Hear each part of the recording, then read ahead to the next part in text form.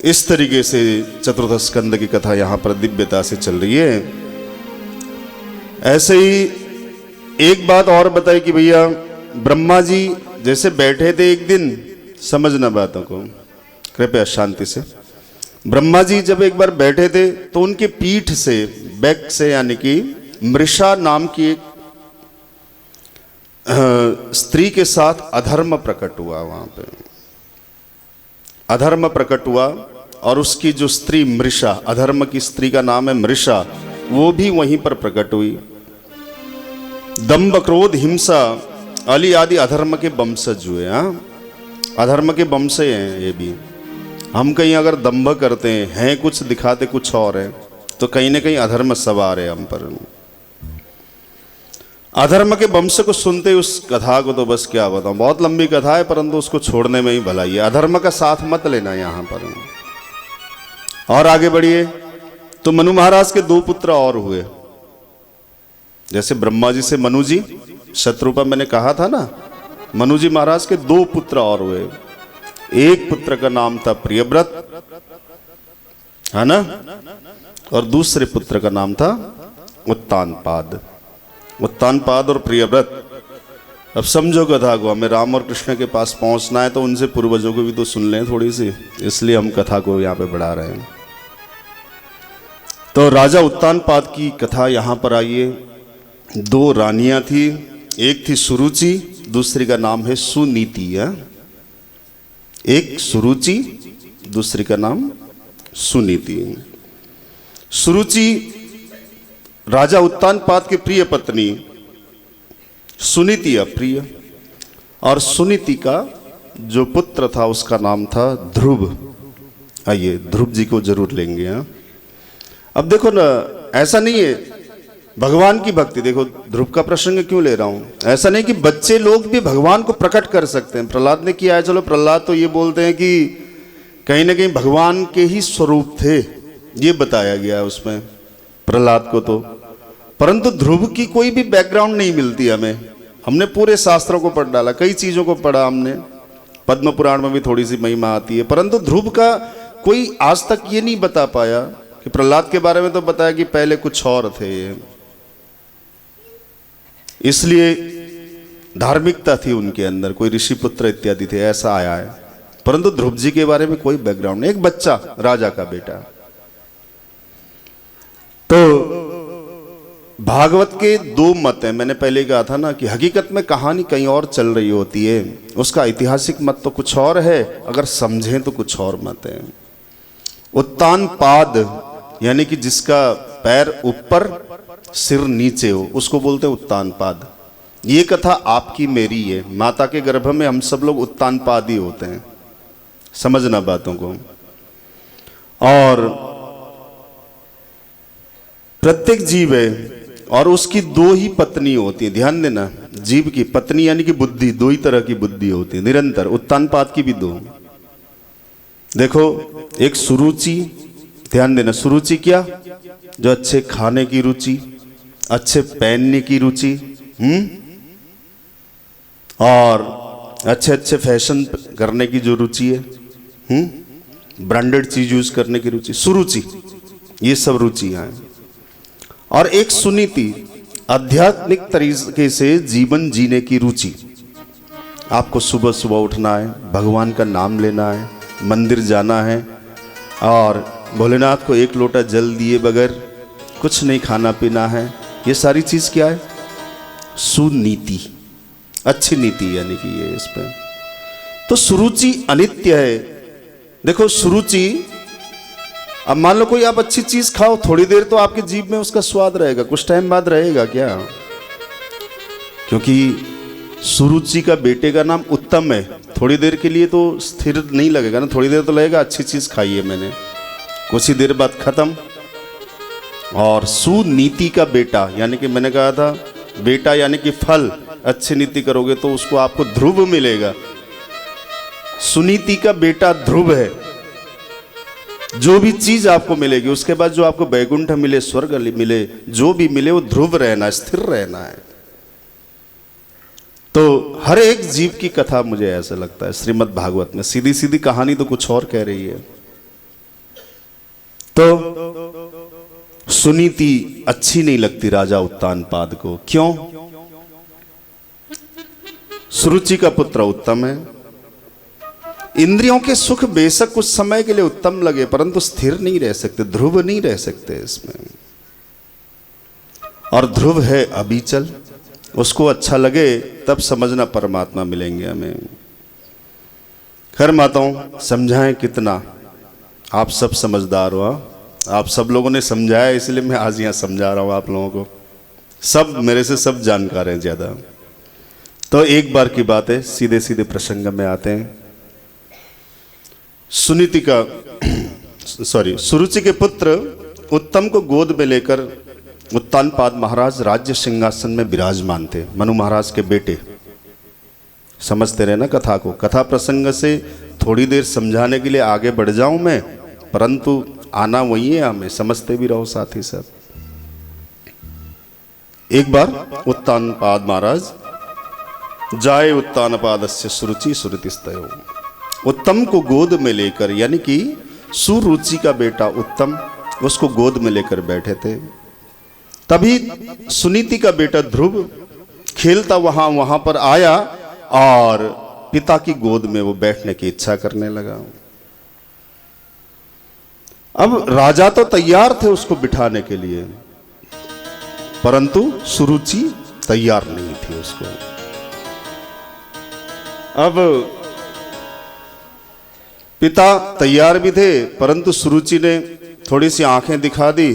अब देखो ना, राजा साहब डर गए, प्रिय पत्नी है, उत्तानपाद है सुरुचि का स्वामी, पर बन बैठा यहां पर गुलाम, इसलिए ध्रुव से विमुख हुआ है, सत्यता से विमुख हो रहा है वो उसमें। तो कहने लगी ध्रुव को वो सुरुचि कि देख बेटा, तू अभागिन का पुत्र है, तू मेरा पुत्र नहीं।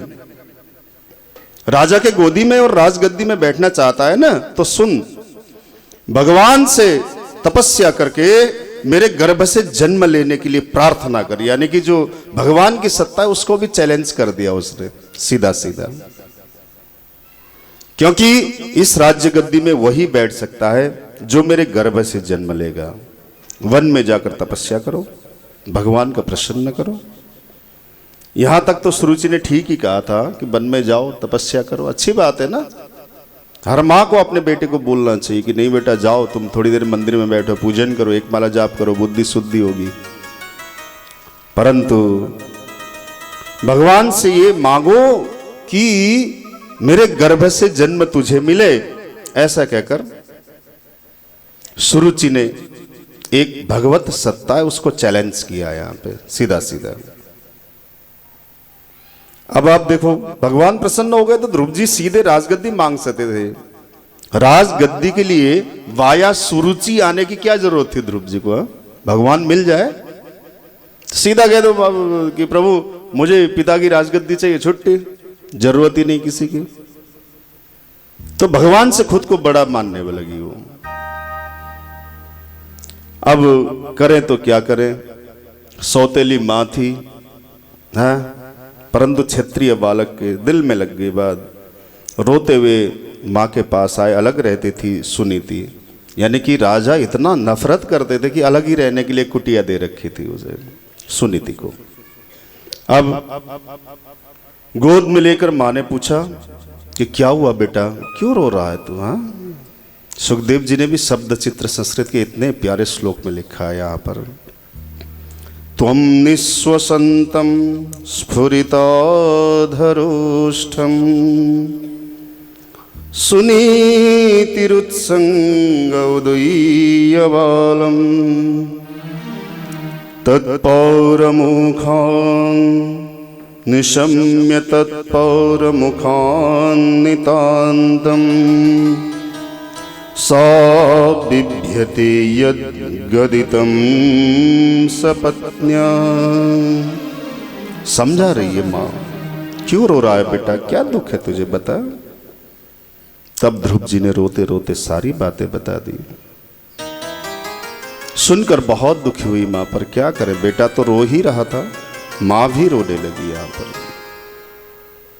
आंसू आने लगे। कहा बेटे को, सच्ची कहा है सुरुचि ने। बेटे मैं अभागिनी तो हूं।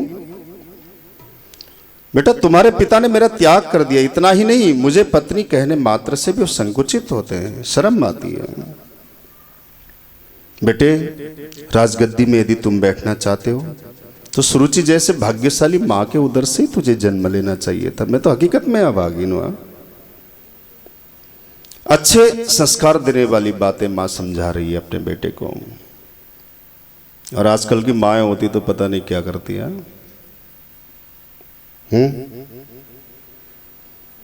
सुनीति आगे कह रही, ध्रुव एक बात कहूं बेटा, देखो सुरुचि भी तो तेरी माँ ही है ना। और बड़े लोग जो बोलते हैं अच्छी बातें बोलते हैं, गलत नहीं बोलते कभी भी। और सुनो, आज्ञा गुरुणाम अविचारणीय, जो बड़े लोग होते हैं उनकी आज्ञा को बिना विचारे पालन कर लेना चाहिए। सुरुचि ने ठीक ही कहा है, तुम वन में जाओ, तपश्चर्या करो और पिता के गोद में बैठने का प्रयास करो। आप समझते हो ध्रुव जी की उम्र कुल 5 साल की उस समय, ज्यादा बड़े नहीं थे ध्रुव जी महाराज, 5 साल के।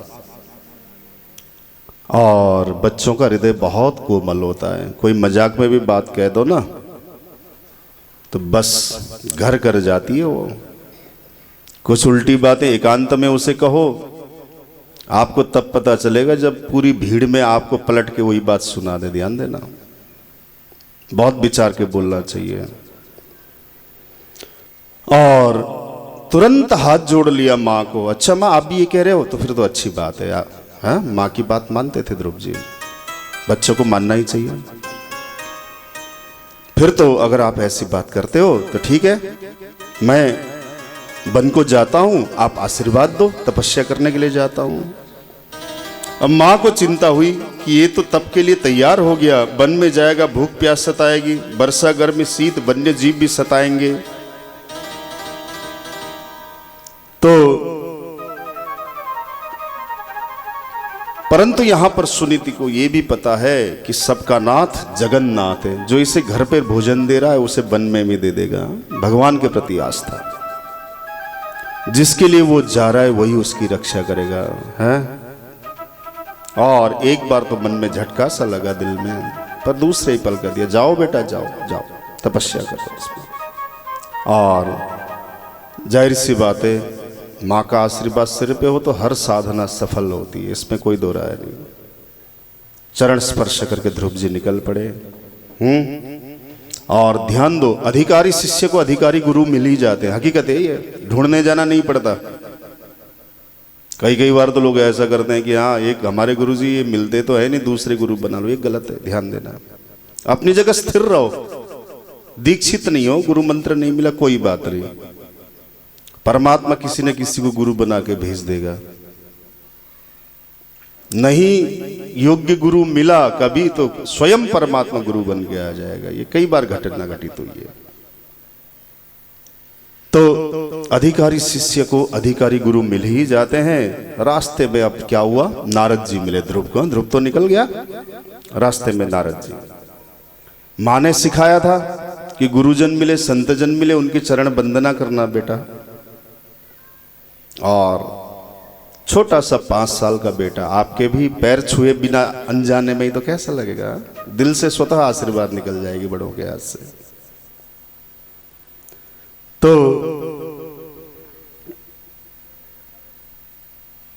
नारद जी को जैसे प्रणाम किया, यहां पर कहते हैं कि सब लोग झुकते हैं पर कुछ लोग नहीं झुकते हैं।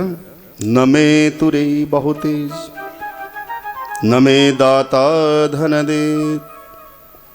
दानी दाता जो होता है, धन चाहे कितना भी दे दे दान में, है वो नम के देता है, झुक के देता है। दानी हमेशा झुक के देता है। और आम के पेड़ में बहुत ज्यादा आम लग जाए तो पेड़ भी काफी झुक जाता है, इस पे ना फल लगा हुआ वृक्ष यानी कि वो झुक जाता है। नमे सुभारी नमे गजबेल सवारी। हाथी उन्नत तरीके से चलता है परंतु अपने सवार के लिए हमेशा झुक के सूंड से ही उठा के पीछे रख लेता है। कंचन पर कसियो नमे, क्या विशेष बात है बताइए। कसी में सोने को झुकना पड़ता है, तभी उसकी असलियत पता चलती है। रगड़ते हैं ना, कसी बोलते हैं उसको, पत्थर को जिस पे रगड़ा जाता है उस पर सूखा काष्ठ अजान नर भांग पर तो ही नहीं न में। एक तो सूखी लकड़ी, और जो अज्ञानी आदमी होता है हमेशा अपने को बड़ा बोलता है, वो कभी नहीं झुकता। परंतु ध्रुव जी महाराज तो परम विवेकी हैं। खैर नारद जी मिले, ध्रुव जी ने चरण वंदना की, साष्टांग दंडवत किया, उत्तानपाद का बेटे के लक्षण, और प्रसन्न होकर नारद ने पूछा, कौन हो बेटा तुम, कहाँ जा रहे हो? वन में रास्ता भटक रहे हो, लगता है तुम कोई राजकुमार हो, मैं छोड़ दूं तुम्हें घर पे? नारद जी ने को फिर सब बात बताई। कहा हाँ प्रभु, रास्ता भटक गया था, पर अब तो मैं सही रास्ते को जा रहा हूं। ध्रुव जी ने बोला। और नारद जी आश्चर्यचकित, और कहते हैं जैसे अब सही रास्ते में भी जा रहा हूं, तो अभी पक्का विश्वास नहीं है, परंतु आप मुझे कुछ दिव्य बातें ज्ञान में दोगे ना, तो फिर तो जब आप गुरु रूप में मेरे सामने प्रकट हो गए हो, अब तो रास्ता अपने आप ही सुधर जाएगा, टेढ़ा भी रास्ता होगा तो भी सीधा हो जाएगा।